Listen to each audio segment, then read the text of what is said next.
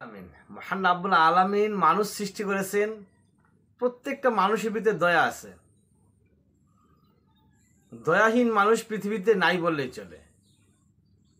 কেউ তার সন্তানকে ভালোবাসে, কেউ তার পিতামাতাকে ভালোবাসে, কেউ তার স্ত্রীকে ভালোবাসে, কেউ তার বন্ধু বান্ধবকে ভালোবাসে, কেউ তার পাড়া প্রতিবেশীকে ভালোবাসে, কেউ তার সংগঠনকে ভালোবাসে। কিন্তু ভালো সে বাসে, কোনো না কোনো দিক দিয়ে সে ভালোবাসে। তো এই ভালোবাসাটা যদি সঠিক জায়গায় হয় তাহলে জীবন আরামদায়ক হয়ে যাবে। আমরা পাকিস্তানের যে গল্পটা দেখলাম, পাকিস্তানের যে কাহিনীটা দেখলাম, সেটাই প্রমাণ করে যে আসলে ভালোবাসা সবার ভিতরে আছে, মানবতা সবার ভিতরে আছে।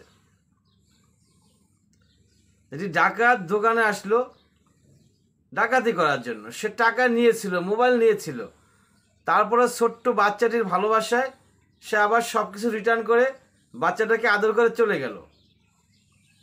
মানে ডাকাতের ভিতরেও মানবতা আছে, ভালোবাসা আছে, মহব্বত আছে, সবার ভিতরে আছে। তাহলে এই মহব্বত, এই ভালোবাসা যদি আমরা আল্লাহর প্রতি দেখাইতে পারি, আল্লাহকে ভালোবাসতে পারি, আল্লাহর জন্য কোনো মানুষকে ভালোবাসতে পারি, আল্লাহর জন্য একে অপরকে ভালোবাসতে পারি, তাহলে দুনিয়াতে কামিয়াব হব, আখিরাতেও কামিয়াব হব। আর সেজন্য কি করতে হবে?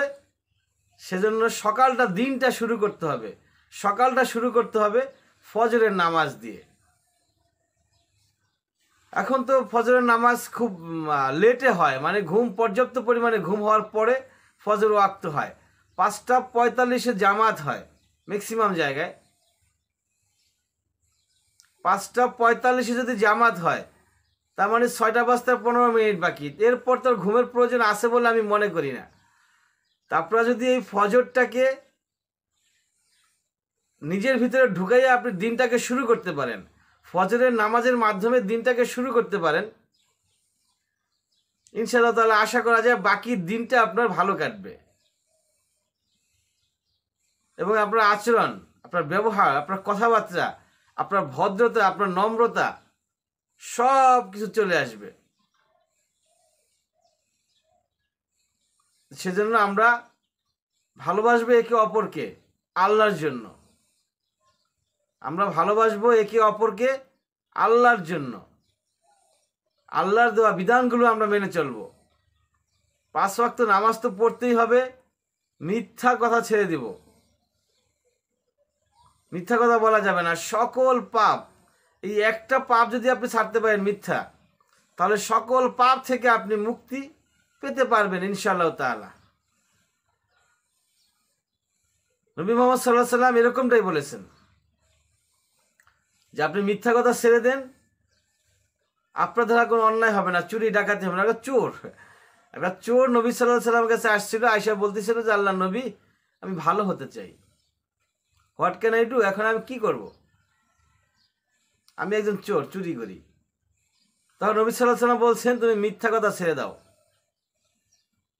মিথ্যা কথা বলা ছেড়ে দাও, ইনশাআল্লাহ তুমি ভালো হয়ে যাবে। লোকটা চিন্তা করলো, আমি করি চুরি, আমার একা মিথ্যা কথা ছেড়ে দিতে, মিথ্যা কথা ছাড়লে কি হইব?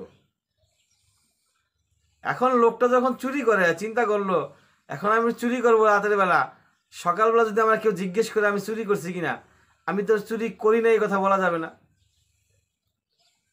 অবশ্যই বলতে হবে আমি চুরি করছি, তখন আমাকে মানুষ অস্তিত্ব রাখবে। তখন ওই লোক চুরি করা ছেড়ে দেয় এবং দিনদার হয়ে যায়।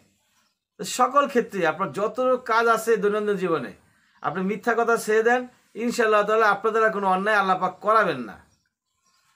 ওয়া আখির দাওয়ানা আলহামদুলিল্লাহি রাব্বিল আলামিন।